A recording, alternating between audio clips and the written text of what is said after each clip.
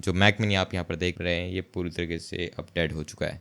मैंने as a mobile video editor पैसे कमाए थे एंड पैसे इकट्ठा करने के बाद मैंने फाइनली इसको लिया था। ये मेरा फर्स्ट डिवाइस है फर्स्ट मेरा मैक मिनी है एंड अचानक से पता नहीं क्या हुआ इसको कि इसका पूरा मदरबोर्ड ख़राब हो चुका है एंड इट्स डेड। इसकी कॉस्ट 45,000 रुपीज़ आ रही है, तो इसको ठीक कराना अब सेंस नहीं बनाता है।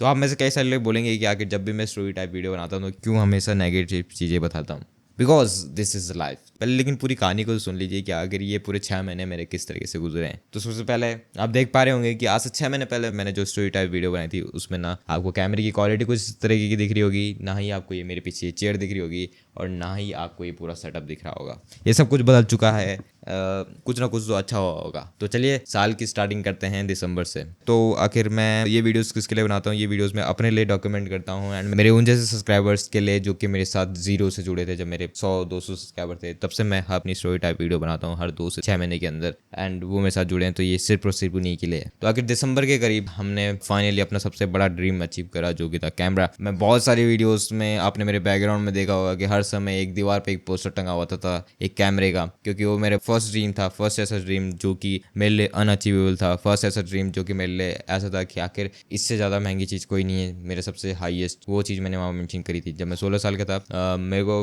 फ़ोटो खींचना बहुत पसंद है, तो मेरा ये हमेशा से एक ड्रीम था कि आखिर मुझे एक कैमरा लेना है। तो एंड जब मैं पैसे कमाना स्टार्ट करा तो मैं एक तरीके से उस ड्रीम को पूरी तरीके से भूल चुका था, क्योंकि मैं पूरा इसी चीज़ में घुस चुका था। मैं जितने भी पैसे कमा रहा था सारे के सारे इसी चीज़ में लगा देता था, क्योंकि मेरा मोटो सिर्फ ये था कि जितना हो सके वहाँ पर पैसा लगाया जहाँ से रिटर्न ज़्यादा है। लेकिन मेरे दोस्तों ने बोला कि आखिर भाई हमारा वो एक ड्रीम था कि आखिर कैमरा लेने का। तो उस समय मैंने अपने दोस्त को बोला कि ठीक है फिर अब कैमरा लेते हैं एंड 2024 में हमने डिसीजन लिया कि हम 2025 की स्टार्टिंग में ही हम कैमरा ले लेंगे। तो हमने अपने दोस्त को बोलकर एक पोस्टर प्रिंट कराया, हमने उसे फ़ोटो को प्रिंट करा के अपने वॉल पर लगाया। तो उसमें जो डेट लिखी थी उस डेट के ठीक 1 साल बाद, मतलब उसमें 2024 की डेट मेंशन थी लेकिन हमें ऑलमोस्ट 1 साल एक्स्ट्रा लग गया उस चीज़ को करने में।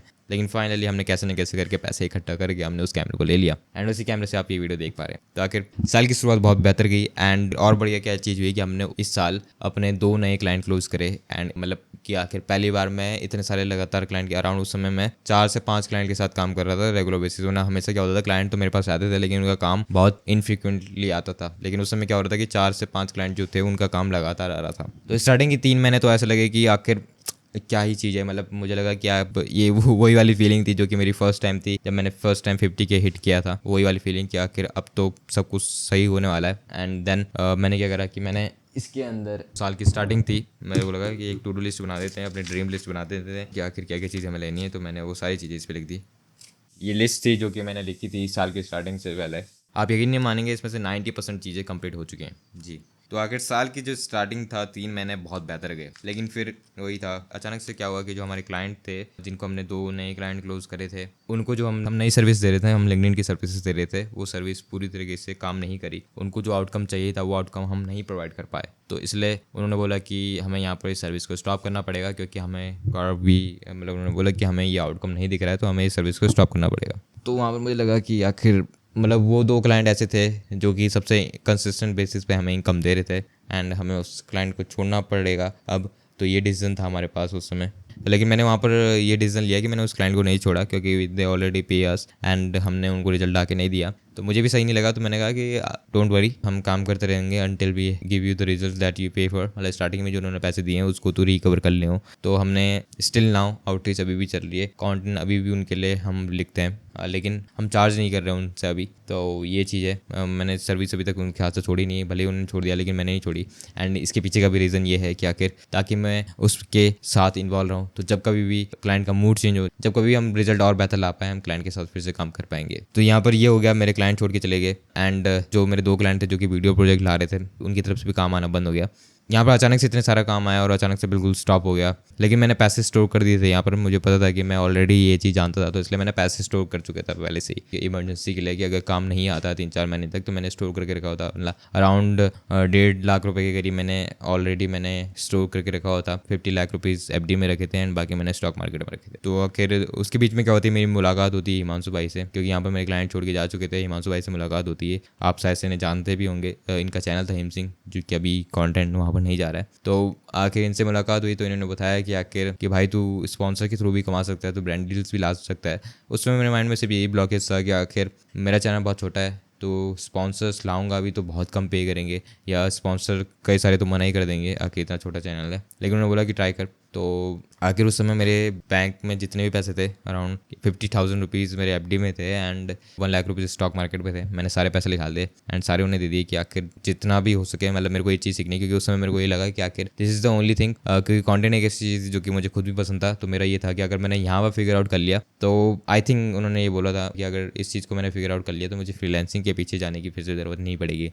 तो उस टाइम मेरे को लगा कि this is the best reason, क्योंकि अभी तक मैं जब कोई भी इस इंडस्ट्री में था तो इस इंडस्ट्री में हम एफर्ट तो लगाते थे, लेकिन कई बार ऐसा होता था कि उस एफर्ट का रिजल्ट नहीं मिलता था। लेकिन कंटेंट क्रिएशन में डिफरेंट था। कंटेंट क्रिएशन में मैं जो एफर्ट लगाता था उस एफर्ट का रिजल्ट मुझे मिलता था। तो यहाँ पर सिर्फ इंपॉर्टेंट एफर्ट था मेरे लिए कि आखिर अगर मैं इसमें फेल होऊंगा तो फेल भी अपनी वजह से ही होऊंगा, क्योंकि यहाँ पर सिर्फ और सिर्फ एफर्ट की ज़रूरत है।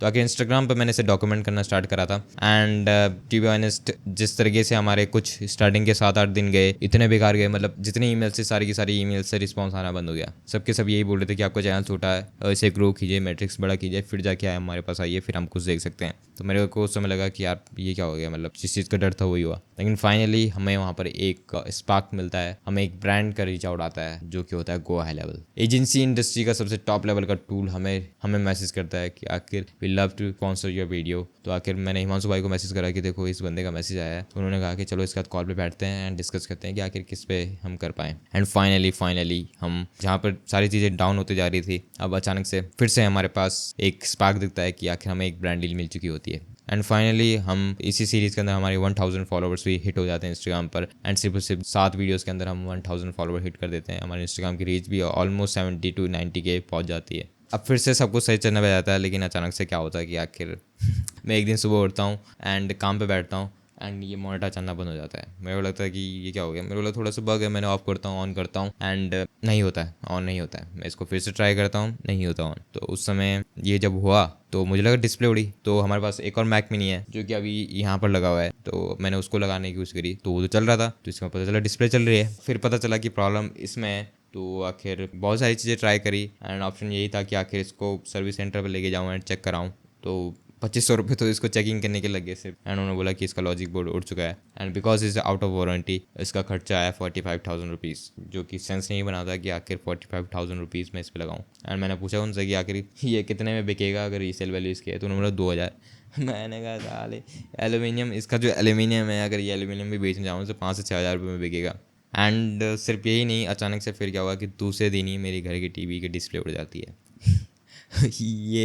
ये सुनने में ऐसा लगता है कि अब आप में से कई सारे लोग बोलेंगे कि भाई आपकी उसमें इलेक्ट्रिसिटी की प्रॉब्लम हो रही है, डेफिनेटली इस वजह से हो रहा होगा। हमें भी यही चीज़ लगी, हमने चेक कराया, सब कुछ चेक किया, इलेक्ट्रिसिटी की प्रॉब्लम नहीं है। इसका भी किया, इलेक्ट्रिसिटी की प्रॉब्लम नहीं है। अब आप इसे इत्तेफाक बोलें या किस्मत बोलें, ये सारी चीज़ें एक समय पे हुई। टीवी ख़राब, फिर उसके बाद ये ख़राब, तो ये चीज़ें हुई। तभी इतने टाइम से कंटेंट नहीं डल रहा था, क्योंकि इसी चीज़ के पीछे मैं लगा हूँ। क्योंकि अब सिर्फ एक पीसी रह चुका है हमारे पास जिसके वो तीनों काम करते हैं। क्योंकि मैंने जैसे बोला कि क्लाइंट के साथ में अभी भी काम कर रहे हैं, तो इसलिए काम तो अभी भी करना पड़ रहा है। इसी वजह से मैं ना कंटेंट पे ध्यान दे पा रहा था ना किसी चीज़ पर, क्योंकि ये पूरी तरीके से अब डेड हो चुका है। एंड अभी मेरे पास पैसे भी नहीं है कि मैं कोई नया डिवाइस ले पाऊँ, एंड दैट्स द प्रॉब्लम। लेकिन एक और गुड न्यूज़ है, गुड न्यूज़ तो वैसे बड़ी गुड न्यूज़ है वैसे, क्योंकि लेकिन हमारा चैनल मोनेटाइज तो बहुत पहले हो चुका था। तो दोस्तों अभी वो लिफाफा नहीं मिल रहा, वो गूगल एक्सेंट का लिफाफा था। फाइनली हमारा चैनल तो मोनेटाइज बहुत पहले हो चुका था, लेकिन जो एडसेंट का जो पिन था वो फाइनली रिसीव्ड हुआ इसी महीने हमारे घर पर। तो उसको देखकर एक अलग सी फीलिंग आ रही थी कि आखिर ये भी एक ऐसा ड्रीम था जो कि इस कैमरे से भी ज़्यादा इंपॉर्टेंट था, सच बताऊँ तो। क्योंकि उसके लिए इस कैमरे से ज़्यादा मेहनत करी है उस ड्रीम को अचीव करने के लिए, यानी एक चैनल को मोनेटाइज करते में बहुत टाइम लगा। हमने अराउंड 5 से 6 चैनल बनाए, फाइनली एक ऐसा चैनल बन पाया जिसका एडसेंट पिन, क्योंकि बहुत सारे क्रिएटर्स को मैं देखता था, मैं तब से देख रहा हूँ जब मनोज देव के सिर्फ और सिर्फ 20,000 सब्सक्राइबर थे। तो उनका चैनल मैंने पहली बार डिस्कवर करा था जिसमें मोनेटाइजेशन के ऊपर बात हुई थी। एंड वहाँ से ये सारी चीज़ देखते हुए फाइनली मैं एक ऐसा क्रिएटर बन सका जिसके पास वो मोनेटाइजेशन का पिन घर पे रिसीव्ड हुआ।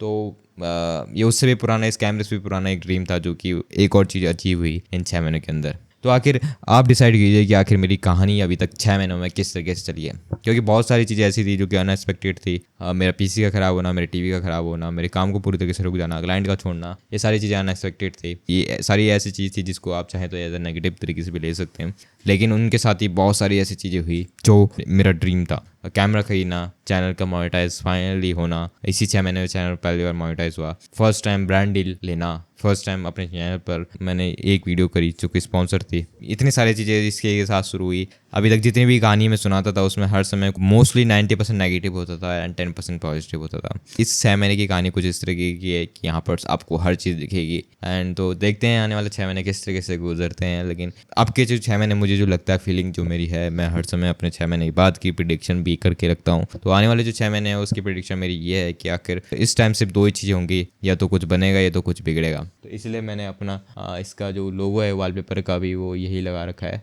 ये तो कोई चीज़ बिल्ड होगी, ये तो रिग्रेट होगा। These are the only 2 option right now I have. क्योंकि अब मैं कुछ ऐसे मुकाम पर हूँ जहाँ पर जैसे कि अगर मैंने कंटेंट को प्रायोरिटी देना स्टार्ट कर चुका हूँ, क्योंकि कंटेंट के थ्रू मैंने पोटेंशियल देख चुका हूँ कि आखिर किस तरह का पोटेंशियल है। फर्स्ट टाइम जब मैंने ब्रांड डील्स ली तो मुझे पता चला कि कंटेंट में भी पोटेंशियल है, तो मैं कंटेंट में फुल फोकस देने वाला हूँ एंड साथ ही साथ पे क्लाइंट के काम पे भी दूंगा। लेकिन फर्स्ट प्रायोरिटी अब मैंने कंटेंट को रख दिया है एंड देखते हैं कि आखिर कंटेंट इस लेवल पे पहुंच पाता है कि मैं फ्रीलांसिंग इनकम से ज़्यादा मैं कंटेंट के थ्रू कमा पाऊँ। एंड बेस्ट पार्ट कंटेंट की ये है कि अगर एक बार मैंने उस इनकम को हिट कर दिया तो इसमें सडन ड्रॉप नहीं आता जैसे फ्रीलांसिंग वर्क में आता है। अचानक से काम आता है, अचानक से काम चला जाता है। कंटेंट में ऐसा नहीं आएगा तो बहुत स्लोली ड्रॉप आएगा, लेकिन ऐसा नहीं आएगा कि अचानक से काम रुक जाए। तो इसलिए content is my first priority in this next 6 month. मेरे नेक्स्ट 6 मंथ की यही प्रायोरिटी है कि मैं कंटेंट बनाऊँ। एंड इंस्टाग्राम पे बनाना स्टार्ट कर दिया है, यूट्यूब पे बनाना स्टार्ट कर दिया है। Already I recorded 3 YouTube videos and 15 shorts. तो आखिर फुल ऑन हम कंटेंट में फोकस करेंगे। लेट्स सी आखिर मेरा ये डिसीजन किस तरीके का रहता है। मैं ये चाहता हूँ कि आने वाले 6 महीने में ये तो मैं इस वीडियो को बनाऊँ या तो ना बनाऊँ, क्योंकि अब या तो इस बार होगा या तो उस बार होगा। क्योंकि बहुत समय बीत चुका है, मुझे 4 साल हो चुके हैं इस तरीके से वीडियो बनाते हुए, इस तरीके से काम करते हुए। अब मैं वो लीनियर लेवल पर नहीं जाना चाहता हूँ। तो एक वो डायलॉग था कि आखिर या तो गरीबी खत्म या तो मैं ख़त्म। तो इस तरीके के काम हमें करना पड़ेगा,